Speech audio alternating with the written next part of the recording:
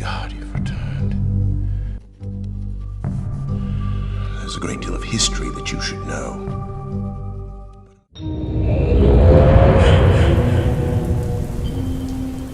Ah, jeez. This is just great. I grabbed the wrong book again, and now I'm stuck in Stone Ship during a storm again. Now what am I supposed to do?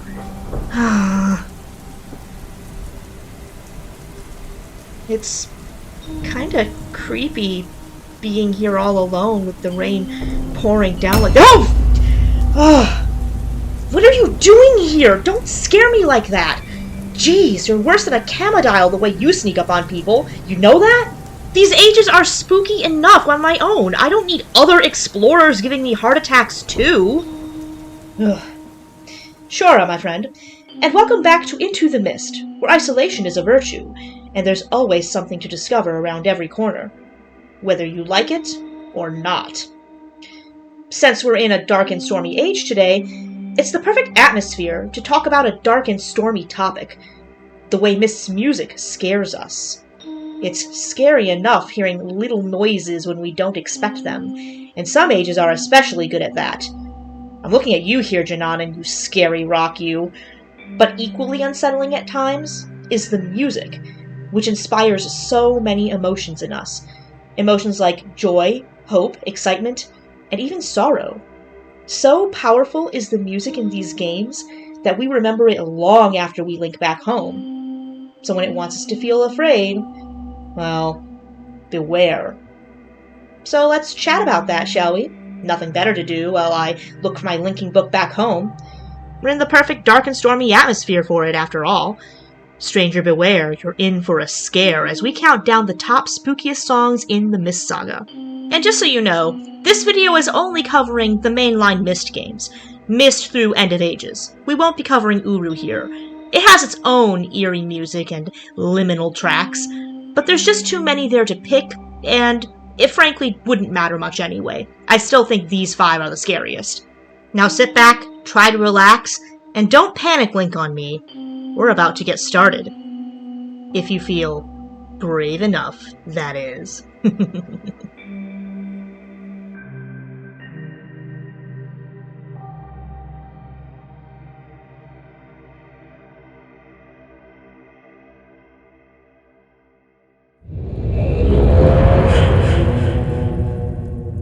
Starting us off nice and easy with unnerving tragedy and sorrow at number 5 is Myst, from the End of Ages soundtrack, composed by Tim Larkin. Do you want to hear what a dead, abandoned age sounds like? No, Tim, nobody wanted to hear that, but you composed it anyway. In Myst 5, at the very end of the game, we get a chance to potentially return to Myst Island 200 years later, if we want to, that is. Wait, Myst Island? You mean that nostalgic location that started everything? That beautiful, strange little island with mysterious objects and a charming little library on it? Man, I love that place! I want to go back there! Let's see what happened in our absence. Oh no. No! No! No! No! No! No! No! This is all wrong, isn't it? Turns out Myst hasn't fared well at all, being abandoned for 200 years. And the place is a gloomy mess. A perfect setting for End of Ages' worst 2 possible endings. Either you brought the tablet here and unleashed a madman on the worlds, or you disappointed 2 people and an entire enslaved race. But either way, you're stuck here forever, trapped in the past. And you're listening to this.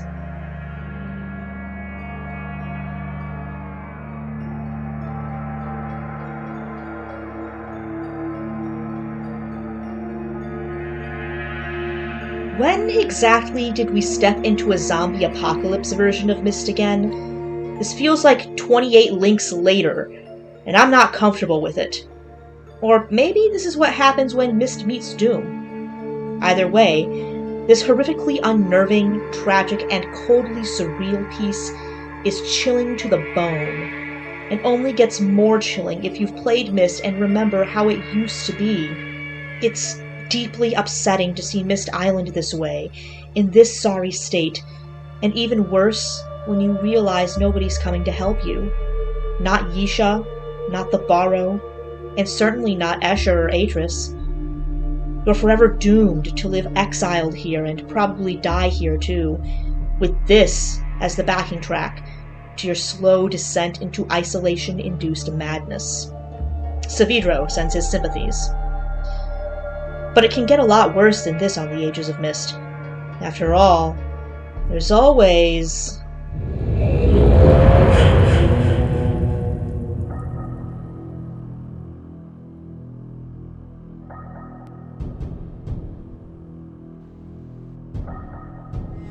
Mechanical, the age of mighty gears and sea fortresses.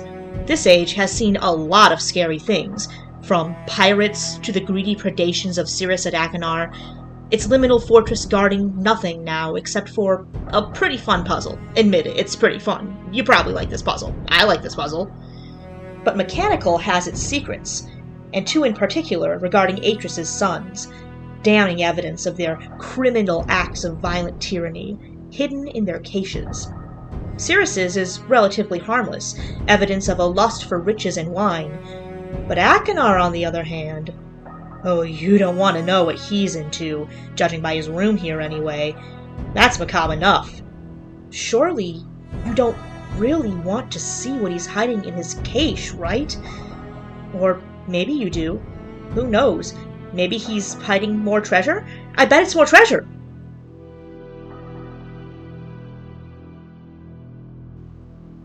Oh, sweet Yavo, help me. The music in here, Achenar's Cache, by Robin Miller, of course, tells you all you need to know about how horrific Achenar's tastes run, and the things you find here don't help at all. Poisons, an electrical cage, a butcher's block with a bloody butcher's knife, and even a severed, decaying head in a crate, along with probably a whole corpse attached. The dread this Robin Miller-composed nightmare hits you with as you enter weighs heavy on you, and only gets heavier the longer you look around this area. It's just pure, heavy, intense dread from start to finish with it, as if the stranger, you that is slowly having all of the horror of what they're seeing sink in. It's oppressive, it's dreadful, sending chills down your spine like any good horror movie soundtrack might. And if you had any doubts about Achenar's innocence before, well, this should clear that up nicely, shouldn't it? But what about Scariest? I mean, judging by his cache in his room, he seems more sane. Surely if we move on to a different game and another age, he'll help us feel a little bit safer with a comforting lie at least, right? Yeah, about that.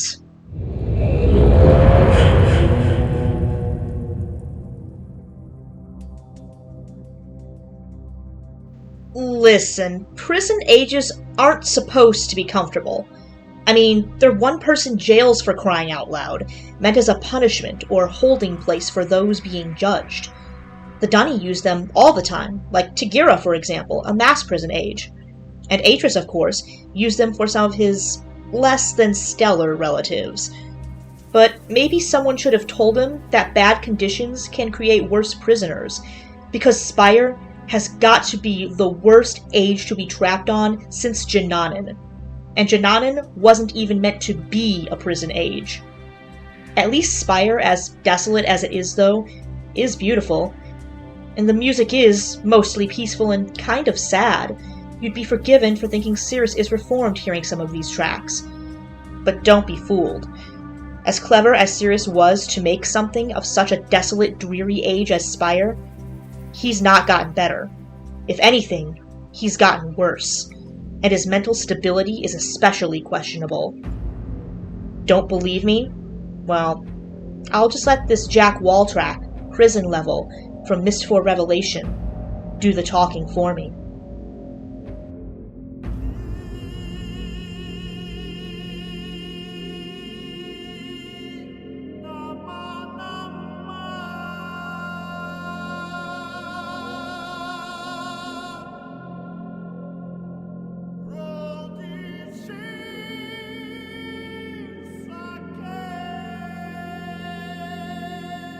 Yeah. If this is what Cirrus puts up with all the time, this eerie wailing from nowhere, I don't blame him for going a little crazy. It's the perfect piece to describe his madness. It sounds like what it is, a torturous prison. It's like you can hear his internal agony in this song, the harshness of this rock he's stuck on getting to him. And that's a deeply uncomfortable feeling, especially after you learn how he used his labs here. Those crystals aren't just for show. He carved them in a factory. A bomb factory. They're bombs. The irony must have been killing him, surrounded by valuable wealth that he actually has to work really hard to get any use of. None of it monetary. And in the end, only truly capable of destructive force and electrical current. Talk about a monument to hubris. Speaking of monuments to hubris, by the way.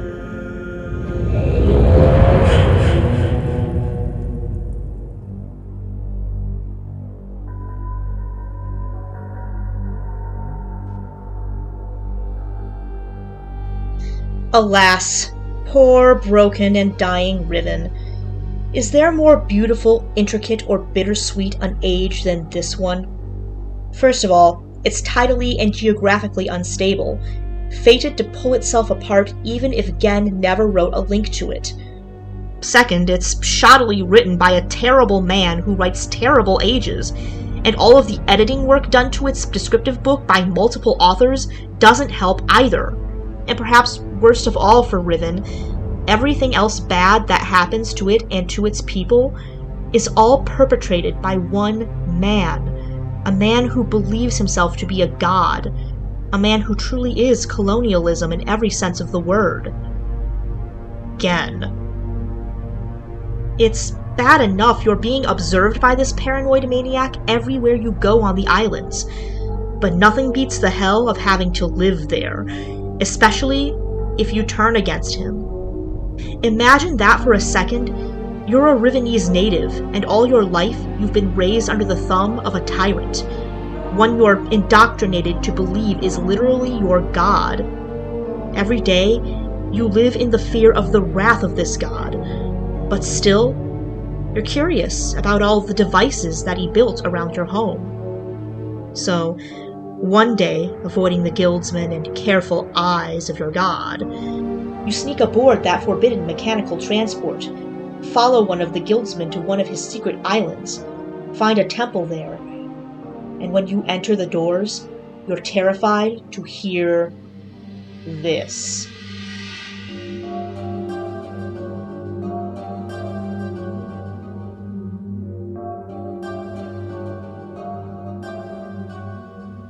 Do you want to know what egotistical madness sounds like?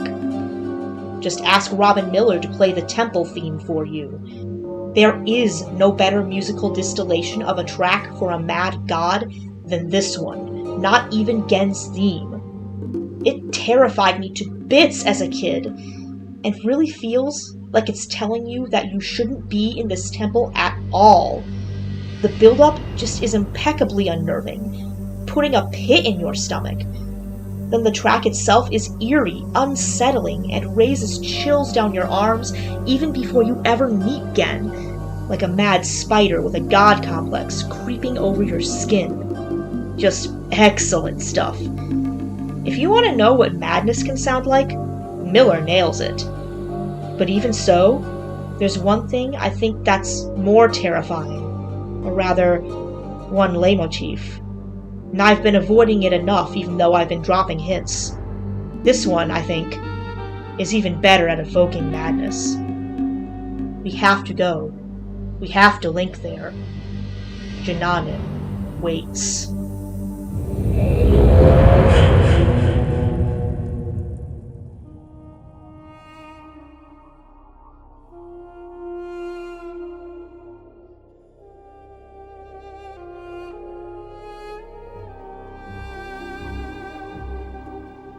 Jananin, where the journey to learn the art begins. The Narayani refer to it as a breeding ground for lost souls, according to Jack Wall's lyrics anyway. And it's very hard to disagree with that based on how unnerving the ambient music can be on this abandoned rock. It's one of those liminal ages that is alien yet familiar, beautiful in its own way, but sad. And I think you and I both know it's also not truly abandoned when we first come here. Not really. You see, Jananin is an alright age to visit for learning the art, and relatively harmless for that purpose. But it's also a truly terrible place to be for too long. The isolation and weird sounds eat at your mind here, playing tricks on your ears. And the ages it's attached to really aren't that much better, with their own unnerving sounds thanks to Wall's eerie ambient tracks. Can you even imagine having to be stuck here, listening to all that day in and day out, or how much that would bother you after a while? Can you imagine having to listen to that audio paranoia for 2 decades? Saavedro did. Maybe that's why he lost it. And nowhere is this clear madness and paranoia more evident than in his theme. All 3 of the pieces around Jananin especially. Yeah, I know, it's technically cheating to pick 3 songs here, but I really couldn't choose just one, and they all have the same leitmotif anyway. They're all deeply unnerving and uncomfortable in their own way. Cries for help from a pained animal, and also a dark reminder of lurking instability. It's a warning of vengeance and despair.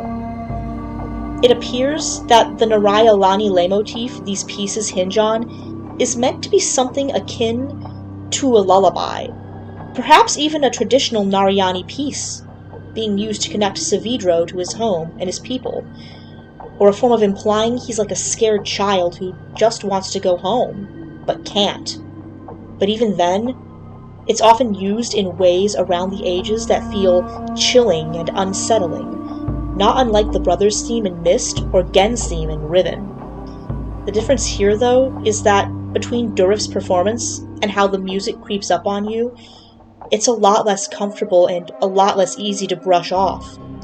There's no stodginess or mischief here, no stuffed shirt optimism, just raw pain and a hint of unnerving icy blue eyes staring at you. It's bad enough having to hear Saavedro's theme as you wander the craggy coves of Jananin trying to find a way to get into the tower and confront him, with unsettling vocals and clanging sounds that mix with paranoid flutes, all of which take on a terrible new meaning when you finally read his journal and view his messages, when you finally understand who he is.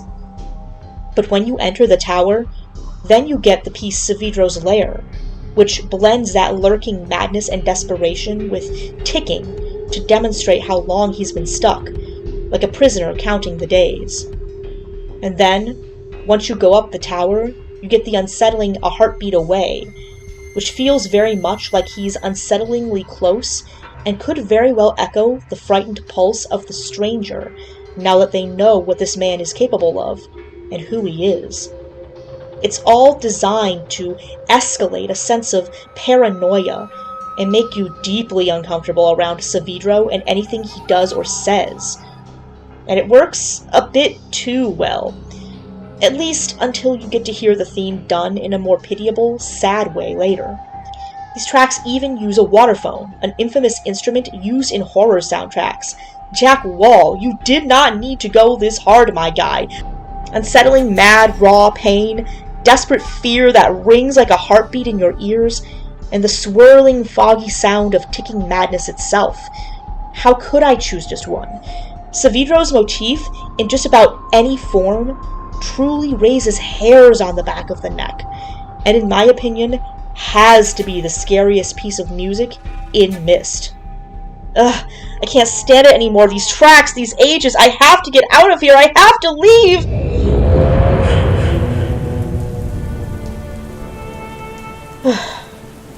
Maybe Stoneship isn't so bad after all. Well, looks like I found my linking book back home, so there's that. So, I guess I'll just leave the floor open for questions now. What are your thoughts now that we've escaped from our sonic tour of terror? Is there a song in the games that I missed? Or do you agree with my assessment? Drop a comment below. Let's chat. Don't forget to also like and subscribe if you enjoyed what you saw here. You fellow strangers and explorers really do make my day whenever you chime in and share your own stories about the Myst games. Reminds me of my first time on these ages. As for me, I think it's time I left this dreary age and went home. I've had enough of Stoneship for one day, I think. Until next time, Chevashem for spending time with me, and catch you on the flip side.